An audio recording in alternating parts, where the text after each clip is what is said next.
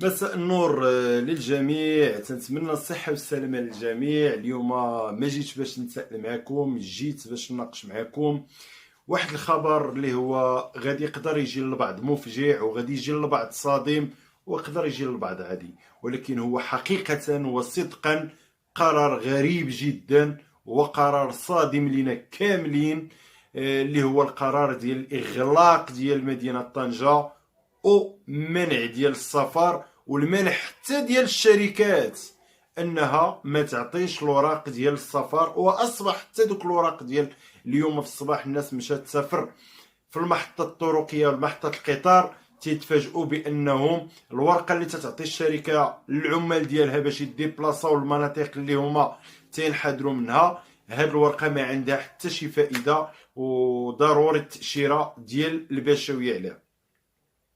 هذا القرار كذلك اللي انتج مجموعه ديال الاحتجاجات اليوم، سواء اصحاب الطاكسيات الكبيره اللي تصدروا من هذا القرار هذا، كما تصدروا واحد 60 ولا 70% ديال القاطنين في مدينه طنجه واللي هما تينحدروا من خارج مدينه طنجه، اللي اليوم عبروا على الاستنكار ديالهم لهذا القرار هذا والادانه ديالهم لهذا القرار والاستغراب ديالهم لهذا القرار، سواء قدام البشوي ولا قدام المقاطعات اللي رفضات انها تعطيهم هذه الورقه، هذه الورقه الرخصه الاستثنائيه من اجل السفر، ولا قدام المحطه الطرقيه اللي هي تسدات اليوم، ولا المحطه ديال القطار اللي احتجوا فيها بزاف ديال الناس لانهم واخا كانوا مقطعين سابقا تفاجئوا بالمنع ديال السفر ديالهم لان ما عندهمش ورقه مؤشره من طرف السلطات المحليه واللي هي تترفض اصلا ووقفات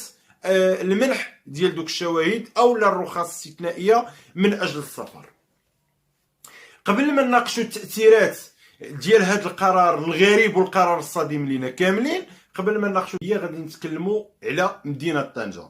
كما تعرف الجميع، فمنذ بدايه التسعينات، منذ القرار اللي اتخذ في تحويل مدينه طنجه الى قطب اقتصادي بالانشاء ديال المنطقه الحره ديال كزنايه ولا الميناء المتوسطي في القصر الصغير، فبدات مدينه ديال طنجه تتعرف واحد التحول ديموغرافي سكاني، وكما ولات تستقطب استثمارات ديال الشركات خاصه فيما يخص القطاع ديال النسيج تكستيل، ولا في القطاع ديال الصناعات ديال السيارات، ولا الصناعات اللي داخله في الصناعه ديال السيارات بحال الالياف الكهربائيه، بحال هادشي ديال الكابلاج الى اخره. كما صبحات كذلك تتستقطب واحد المجموعه ديال اليد العامله من خارج مدينه طنجه ومن المدن البعيده، من مختلف، الا بغينا نقولوا من مختلف المدن المغربيه. فحوالي واحد 70 ولا 80% ديال اليد العامله اللي هي في مدينه طنجه فهي خارجه من مدينه طنجه، وبالتالي هاد العمال اللي هما مستقدمين الى مدينه طنجه من اجل العمل، فكنا تنعرفوا بان عندهم ارتباطات وعندهم التزامات عائليه، سواء تجاه العائلات ديالهم او اتجاه الاسر ديالهم ولا الابناء ديالهم الى اخره. وكلنا يعرف بان ملي تيكون شي واحد خدام بعيد على الاهل ديالو، بعيد على وليداته ولا بعيد على والديه، فتتكون العطله ديال عيد الاضحى هي العطله الوحيده اللي ممكن ان هاد الناس يسافروا عند الاسر ديالهم وتسافروا عند وليدات ديالهم، تسافروا باش يعيدوا معهم وباش يعيدوا لوليداتهم. فاحنا منذ البدايه ديال الحجر الصحي واعلان ديال الحاله ديال الطوارئ الصحيه اللي هي كانت 20 مارس، ونحن نصرخ ونحن ننادي بالاغلاق ديال الشركات، خاصه الشركات اللي ما داخلاش في القطاعات الضروريه ولا القطاعات الحيويه، واللي دائما تنذكر بان القطاعات الضروريه والقطاعات الحيويه اللي هي الصناعه اللي داخله في الصناعات الغذائيه واللي داخله في الصناعات الطبيه ولا الصناعات اللي هي ضروريه باش الانسان انه يستمر، يعني ما ياكل الانسان باش يداوى الانسان باش يستمر حتى تمر هذه الجائحه هذه. فاحنا الاغلبيه ديال الصناعات اللي كاينه في مدينه طنجه اللي هما ذكرتهم منذ البدايه، اللي هي الصناعه القطاع ديال النسيج، واللي هي قطاع ديال التركيب ديال السيارات ولا الصناعات ديال اللي داخله في اطار صناعه السيارات بحال الكابلاج. الكافلاج الا وقفناه فما عنده حتى شي تاثير على الاستمرار ديال الانسان، كما النسيج الا وقفنا العمل ديالو ما عنده حتى شي تاثير على الاستمرار ديال الانسان حتى تفوت هذه الجائحه، كما داروا مجموعه ديال البلدان اللي ضربتهم هذه الجائحه في الدول الاوروبيه مثلا بحال اسبانيا بحال فرنسا المانيا هولندا، واحد المجموعه ديال البلدان واللي فيها هاد الشركات المتعدده الجنسيه اللي المقر الاصلي ديالهم كاين تما مثلا، فهما سدوا الشركات ديالهم وقفوا الاعمال ديالهم والتزموا بالحاله ديال الطوارئ الصحيه والتزموا بالحجر حتى تجاوزوا هذه المحنه وبدات الحياه تدب في الاصل ديال ديك الدول من جديد. حنا درنا العكس، سدينا على عباد الله، منعنا عباد الله من الصفر، سدينا على عباد الله في الديوره ديالهم، ووقفنا الاعمال ديال الناس الدراوش ديال المطاعم ديال المقاهي ديال البيع المتجولين ديال الحرفيين ديال البيع المتجولين في القريه هذه، وقفنا لهم الاعمال ديالهم وحجرنا عليهم في البيوت ديالهم، وخلينا الشركات الكبار الشركات المتعدده الاستيطان انها تستمر في العمل ديالها. فهاد العمال ملي كانت محتاجاهم هاد الشركات المتعدده الجنسيات صيفطات لي ترونسبور للمدن الاخرى، المدن بعيده بحال فاس مكناس بني ملال كازا قنيطره، واحد المجموعه ديال المدن اللي بعيده على طنجه، صيفطوا ترونسبور رونو لير ديلفي، مجموعه ديال الشركات اللي صيفطوا الترونسبور ديالهم لهاد المدن باش يستقطبوا العمال، والشركات الاخرى اكتفت بانها تصيفط الرخص الاستثنائيه من اجل التنقل الى العمل، والدوله بطبيعه الحال السلطات انذاك كانت معترفه بدوك الرخص الاستثنائيه. ولكن دابا ملي هاد العمال هادو بغاو يسافروا عند والديهم، يسافروا عند الابناء ديالهم، يسافروا عند العائلات ديالهم والاسر ديالهم باش يعيدوا معاهم، تجي السلطات بجره قلم بقرار ديال الولي وتتغلق جميع المنافذ ديال الخروج او الدخول لمدينه طنجه. زعما قرار غريب.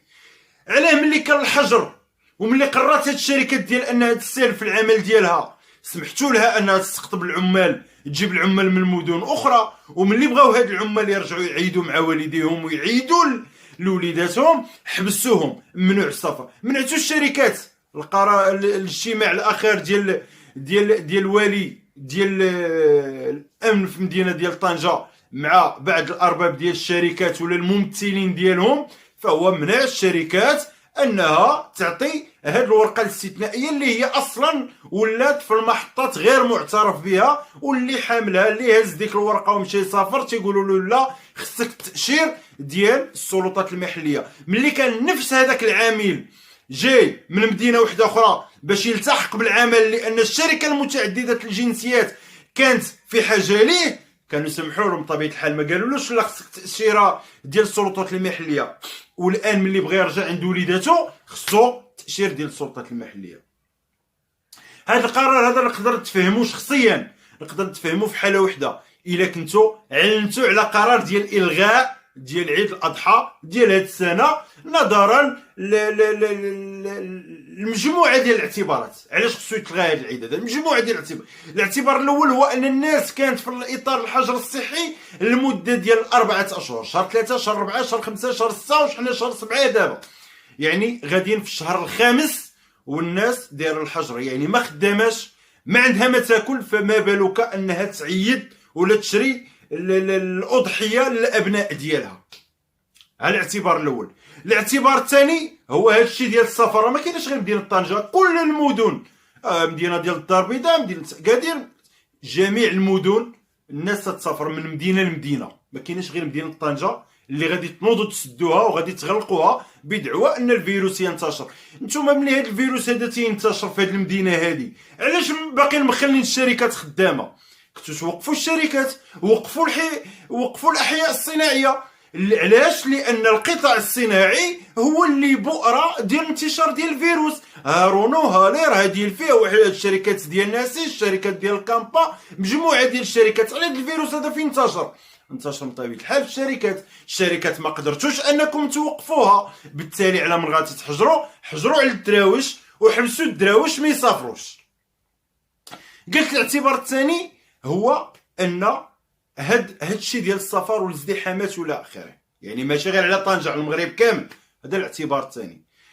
والاعتبار الثالث هو ان هذاك الكساب ولا هذاك الفلاح الصغير اللي الدوله في الشعارات ديالها ولا في التصريحات ديالها تتقول مراعاة له باش ما يضيعش، هذاك الفلاح ما خدمش هذا العام، ما ربى والو الفلاح الصغير، ما وجد والو لهاد العيد. الشركات الفلاحيه الكبيره هي اللي من طبيعه الحال اللي نتوما ما بغيتوهاش تضيع، ما كفاهاش داك الصندوق ديال التدبير ديال كوفيد اللي خويتو اللي عطيتو لهذوك الشركات، مازال بغيتوهم انهم ينهبوا الاموال ديال الفقراء وديال الدراويش اللي ما خدموش لمده ديال 4 شهور ولا 5 شهور هما ما خدامينش باش يخلصوا الاضحيه ديال العيد لوليداتهم.